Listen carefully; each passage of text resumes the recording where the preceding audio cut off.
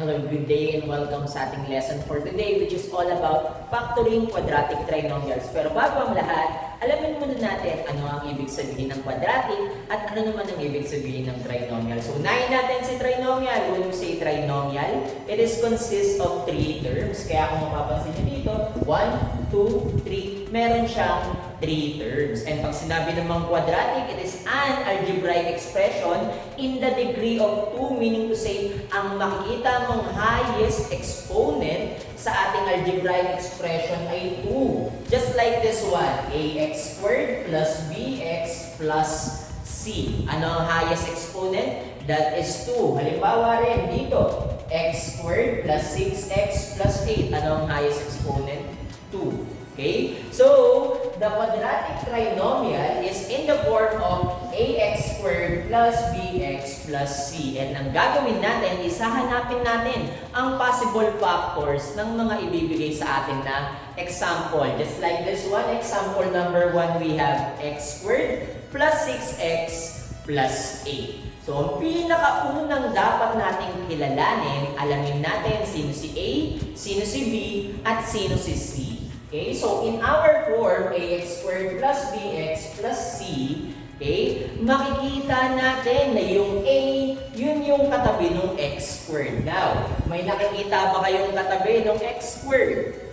Siyempre, wala. At kapag wala kang nakikitang numerical coefficient sa tabi ng mga variable, automatically, alam mo na ang numerical coefficient doon ay 1.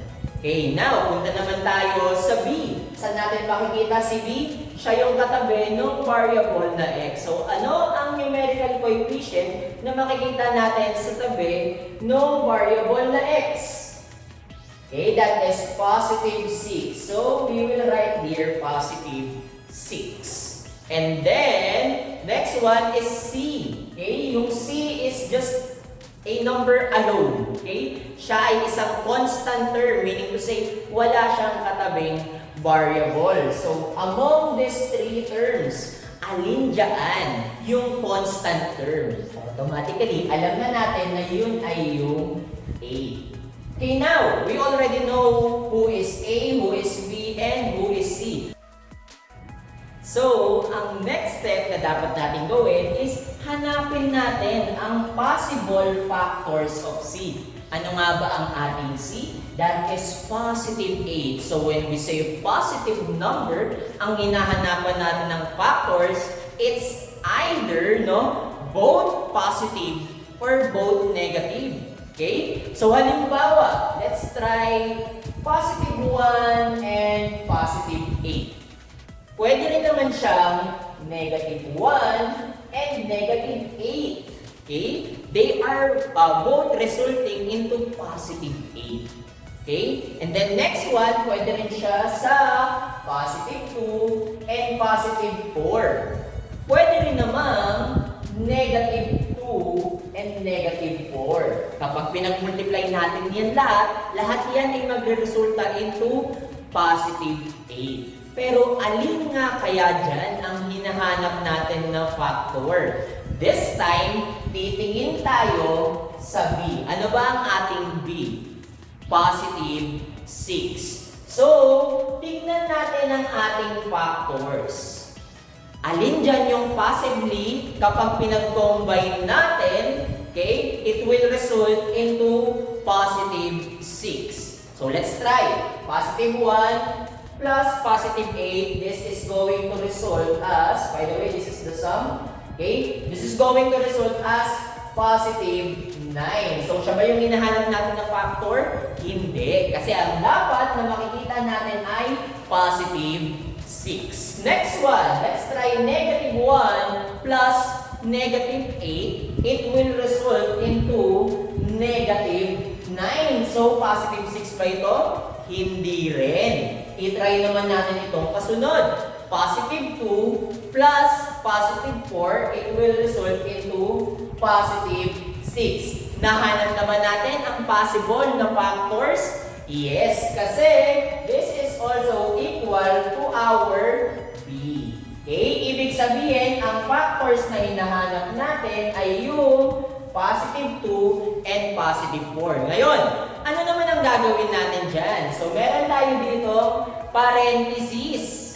And then, una natin isusulat ay yung factors ni x squared. Ano ba? Ang factors ni x squared, isa lang yan, no? That is just x times x. And then, ano ang gagawin natin dun sa may 2 or positive 2 and positive 4? You will just write it beside kay x. So, dito sa kabila, positive 2. Dito naman sa kabila is positive 4. Therefore, the factors of x squared plus 6x plus 8 is x plus 2 times x plus 4. Now, sure kaya tayo dyan na yan yung tamang factors. Ang gagawin natin is kinakailangan nating mag-checking. Okay, so checking tayo. Paano nga ba tayo mag-checking? Babalikan lang natin yung FOIL method. So, sulat ko muna, x plus 2 times x plus 4. And then, let's do the FOIL method. Let's start with the first term. X times x, it will give you x squared. And then next one is the outer term, x times positive 4. That is positive 4x. Okay, next word is the inner term. Okay, positive 2 times x, that will give you positive 2x. And then lastly, the last term is positive 2 times positive 4. This will give you a result of positive 8. Okay, now, ang gagawin natin is ipag-add natin yung outer term at yung inner term, which is yung 4x at saka yung positive 2x. So, let's add positive 4x plus 2x. This will give you positive 6x and the rest is just copy. Okay, are they the same with our first example? Yes, therefore, the factors of x squared plus 6x plus 8 is x plus 2 times x plus 4. Kayo naman, for your own opportunity to solve for this one, you need to solve x squared plus 5x plus 4. For our example number 2, let us solve x squared plus 3x minus 10. So, kagaya ng ginawa natin kanina, okay, you need to find what is A, what is B, and what is C. Here on our example number 2, ano sa tingin ninyo ang ating A? That is the imaginary coefficient of 1, so you will write here 1. And the next one, sabihin naman natin, siya yung katabi ni x. So what will it be? That is going to be positive 3. And then, sa ating C, which is the constant term, alin dyan yung constant? That is going to be negative 10. So you will write here negative 10. And then the next step is find the factors of C. Ano nga ba ang nakuha natin na C? That is negative 10. So it is a negative integer. Okay? Pag sinabing negative integer, ang hinahanapan natin ng factors, okay, it is either 1 is positive and 1 is negative. Kasi laging tatandaan, sa multiplication, no, for it to result as a negative integer, it should be different sign. Kaya, magkaiba dapat yan ng sign. So, let us try to find the factors of negative 10. Let us start with positive 1 times negative 10. Kung mapapansin ninyo, magkaiba sila ng sign para maging negative ang sagot. Okay? 1 times negative 10 is negative 10. Pwede rin naman negative 1 times positive 10. Okay? So, parehas lang yan na magre-resulta into negative 10. Pwede rin naman positive 2 times negative 5. 2 times negative 5 is equal to negative 10. Pwede rin naman na yung negative ay yung 2 tapos yung positive ay yung 5. Okay? So, negative 2 times positive 5 is negative 10. Meron pa bang ibang factors ang negative 10? Wala na. So, ang next step alamin na natin alin kaya dyan ang factors na hinahanap natin by getting the sum of the factors. Okay, so paano natin malalaman kung ano ang hinahanap natin na sum? Yun yung equivalent kay B. Ano ba ang ating B? Positive 3. Ibig sabihin, ang hinahanap natin na factors ay yung magresulta ng sum na positive 3. So hanapin nga natin dito. Let's have positive 1 plus negative 10. Siyempre, dahil magkaiba sila ng sign, we will proceed into subtraction. So 10 minus 1 is equal to 9. And then, ano ang sign ng highest absolute value? That is negative. Okay? Punta naman tayo dito. We have negative 1 plus positive 10. It will give you positive 9. Okay? So, lumabas na ba yung positive 3? Wala pa. Punta naman tayo dito.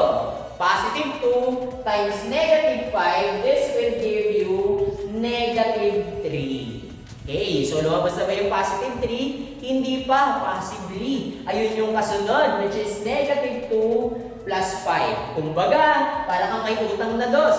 Tapos may 5 piso ka. Magkano ang natira? That is positive 3. So, negative 2 plus 5 is positive 3. Siya ba yung hinahanap natin na sign? Siya yun, positive 3. Okay? Ibig sabihin, ang factors na hinahanap natin ay si negative 2 and si positive 5. So, next step, kailangan natin hanapin ang factors ng x squared.